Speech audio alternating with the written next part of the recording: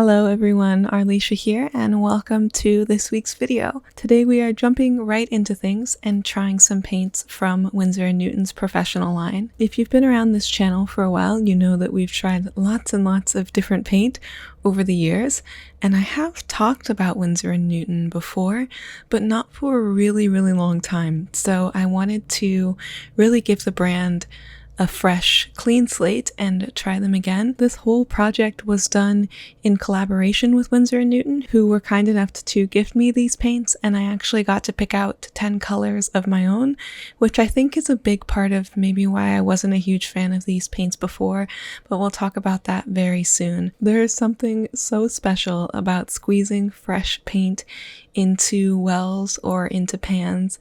I originally wanted to get a brand new watercolor palette and squeeze these paints into wells because I do prefer working with my watercolors that way, but I had some extra half pans and I had the metal tin, and so I decided to just use some supplies that I already had, and it's such a beautiful sight seeing fresh paint in new pans.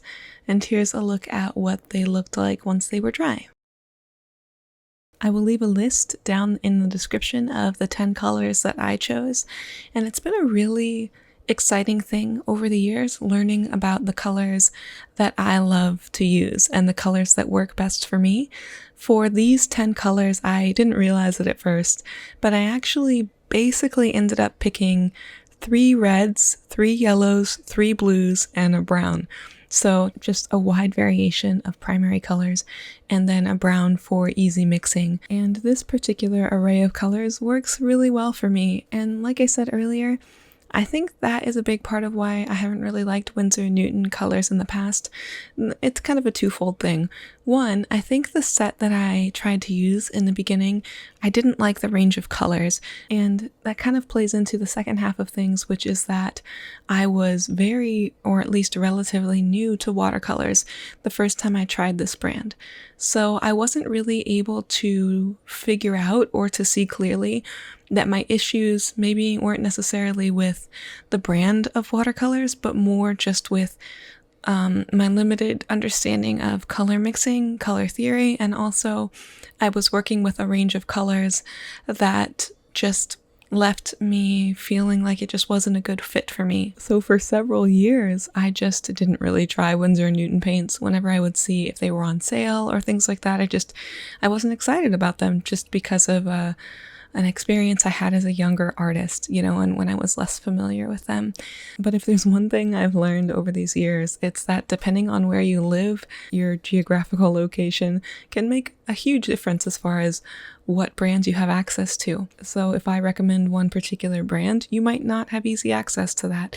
And of course I get comments over the years like, well, what about Winsor & Newton, because I have access to them where I live. What do you think about those?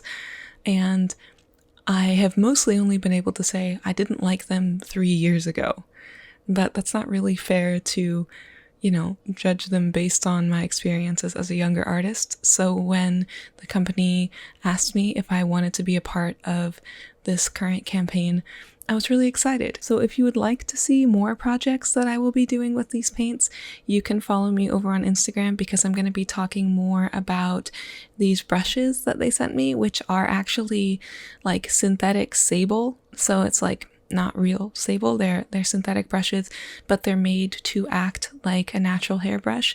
So like a greater holding capacity, and while still kind of incorporating some things that are nice about synthetic, like a nice spring and kind of keeping their points. So if you'd like to see my thoughts on the brushes as well as this very lovely hot press paper, you can follow me over on Instagram, and I'll be talking about those things more over there in the coming weeks. If you've made it to this kind of in-between point in the middle of this video, I just wanted to throw in here that this week's video is a little bit shorter. I like to provide a nice, relaxing experience for you guys, so usually I like my videos to be a little bit longer, so I'm sorry that this one's a little shorter.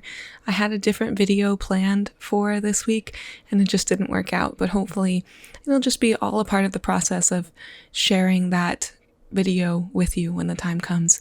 In the meantime, I hope you enjoy This week's video, it was a lot of fun to film this.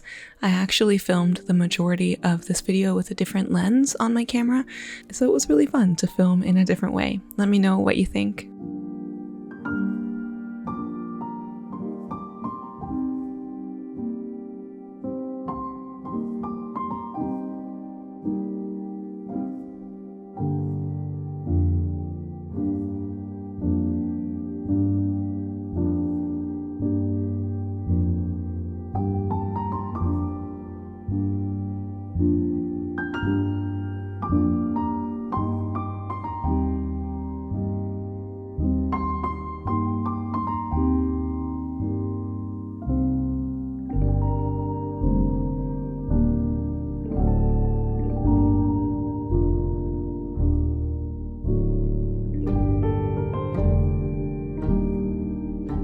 It was genuinely such a pleasure working on even this small little eye painting, and I'm so glad that I gave this brand of paints another try.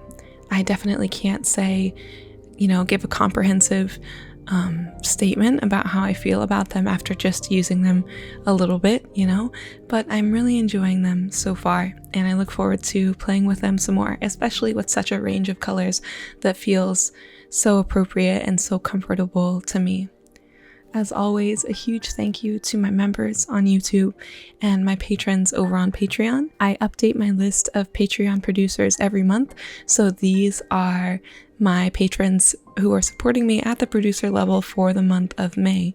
If you would like to have access to this reward or things like I do weekly update vlogs for my patrons, as well as physical rewards like original art and mini prints, you can check that out over on Patreon, and YouTube members also have access to the real-time videos and the weekly vlogs. So thank you all so much for hanging out with me today. I hope you are doing well, and I will talk to you next week. Bye bye.